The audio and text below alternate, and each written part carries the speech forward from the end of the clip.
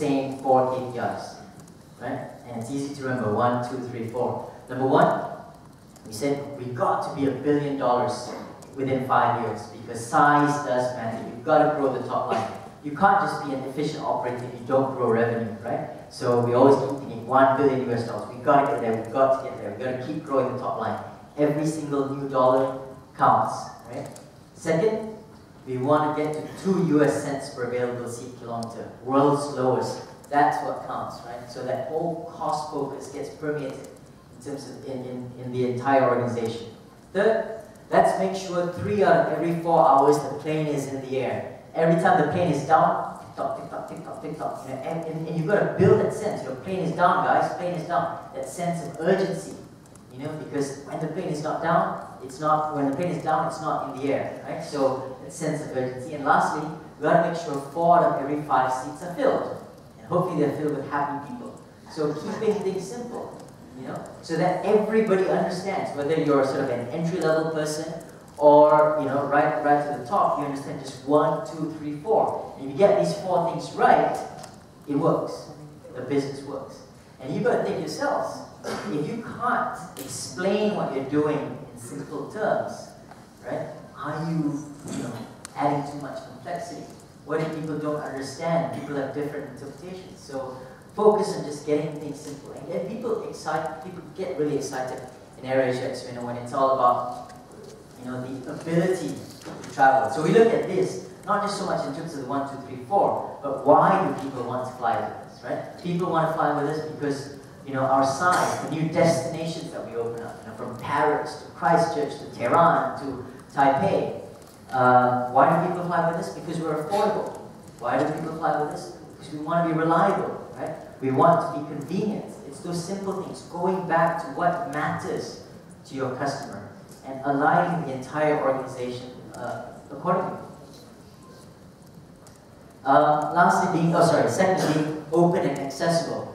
You know, for those of you who want to come to the office, come check it out, right? No offices. It's really all about being open. I have the same exact desk size as anyone else.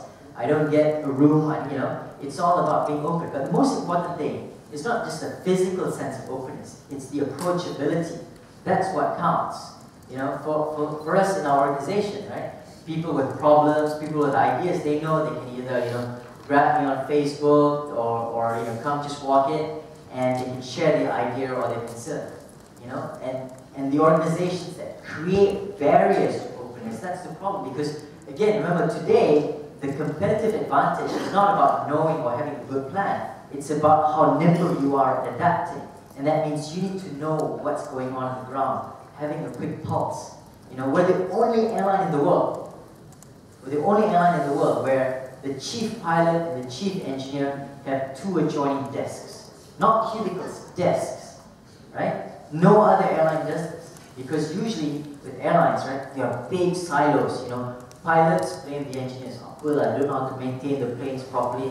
The engineers say, oh, you know, Top Gun Mavericks, they think who they're Air Force fighter jets, they don't know how to fly properly. They blame each other. Usually it takes, you know, any problems, you need to have once a month meeting, agenda, you know, blaming each other. It's so hard to solve cross-functional issues. And the reality is, it's never one person's fault, right? Any issues inevitably is a result of a systemic problem, right? Information not flowing right or decisions making based on inaccurate information. So it's about making sure that the communication is key.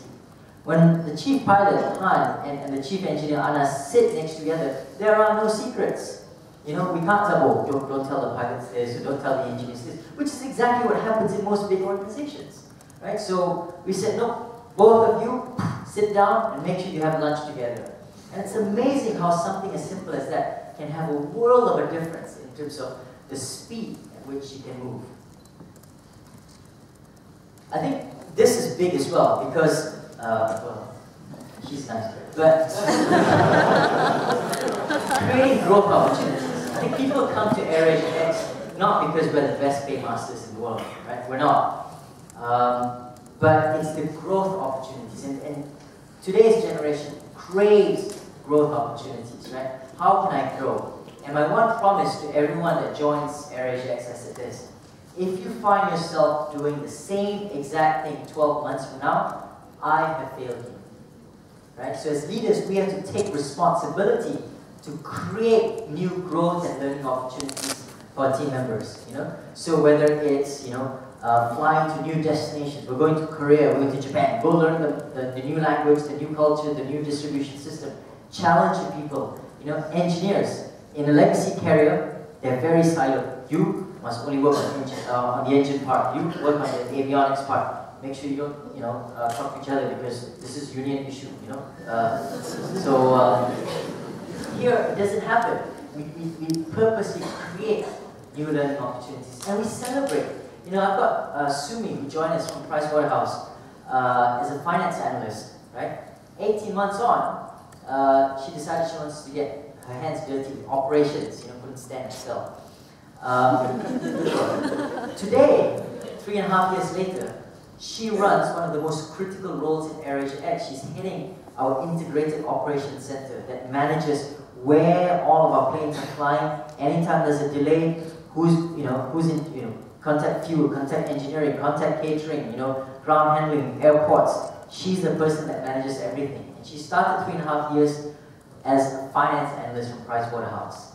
Right? But she was just hungry to learn. Dharma started with us as a call center operator, right?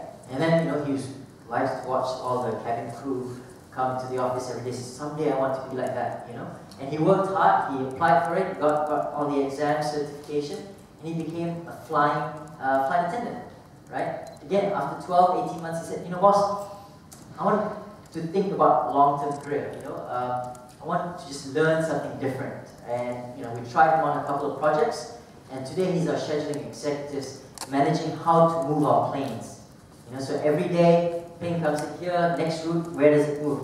Right? He's doing that, and he's still holding his flight attendant. I said, don't lose that. So once a month, twice a month, go fly.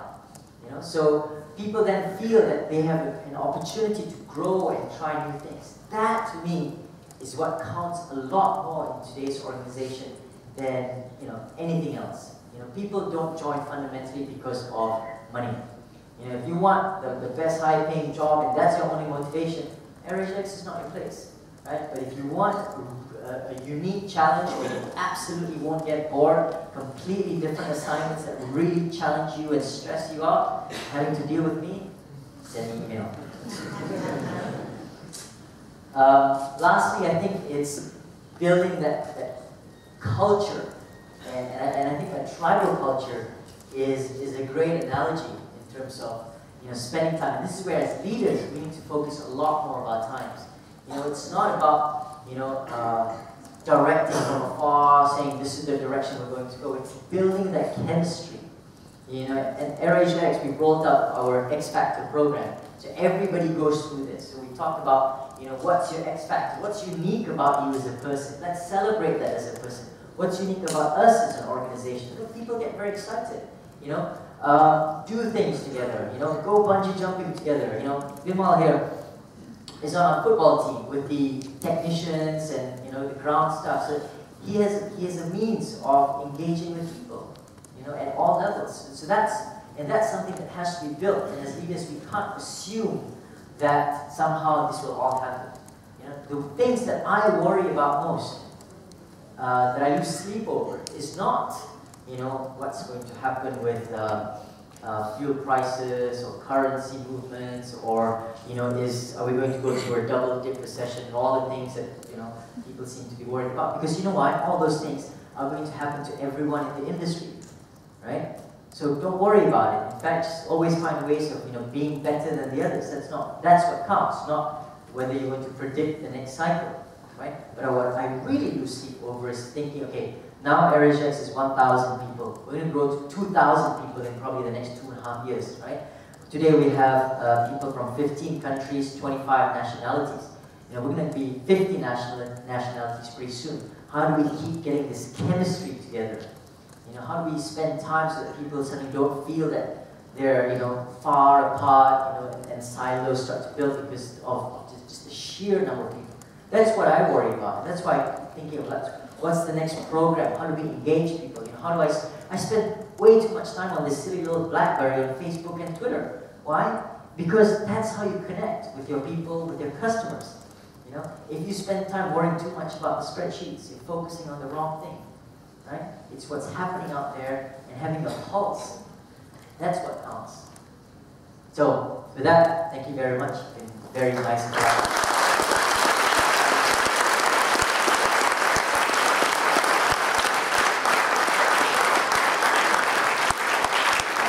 Very much, Mr. Azran. Are we all inspired?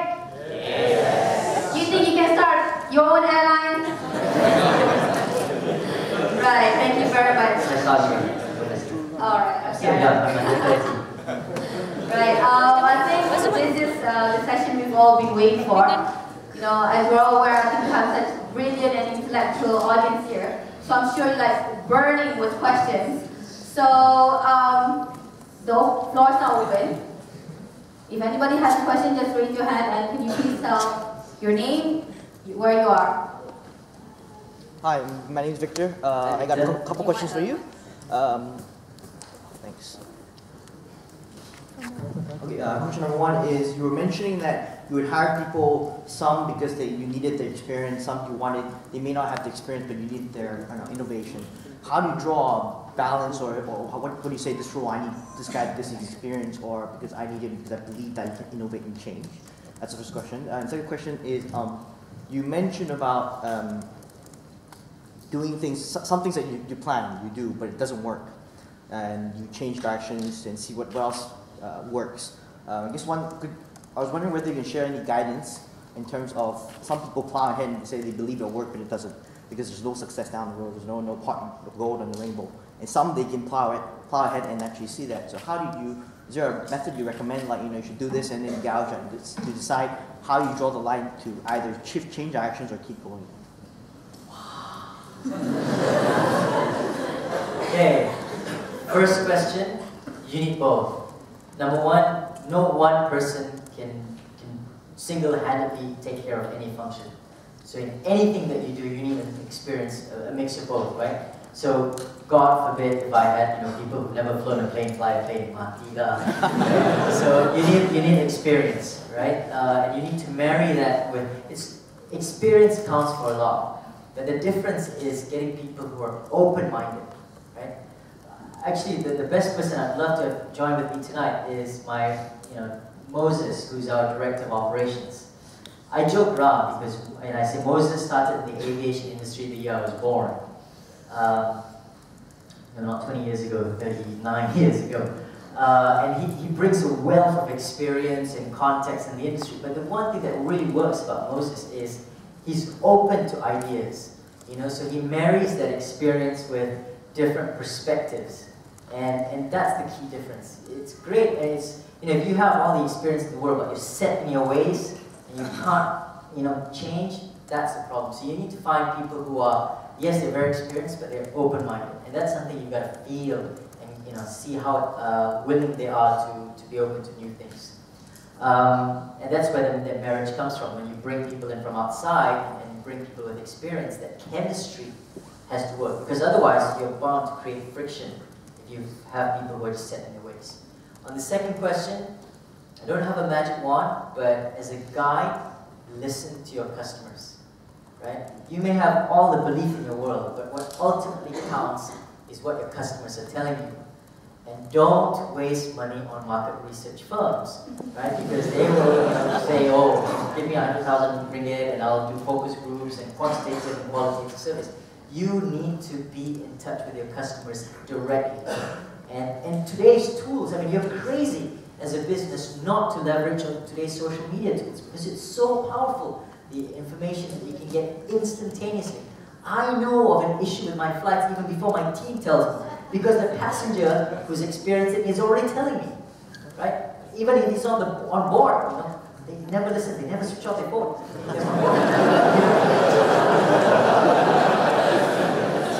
It can have an impact on cockpit communication, so please, when you get on the plane, switch off the phone. But, that's what I mean, is you've got to listen to your customers. That's the real gauge, Other than that, good luck.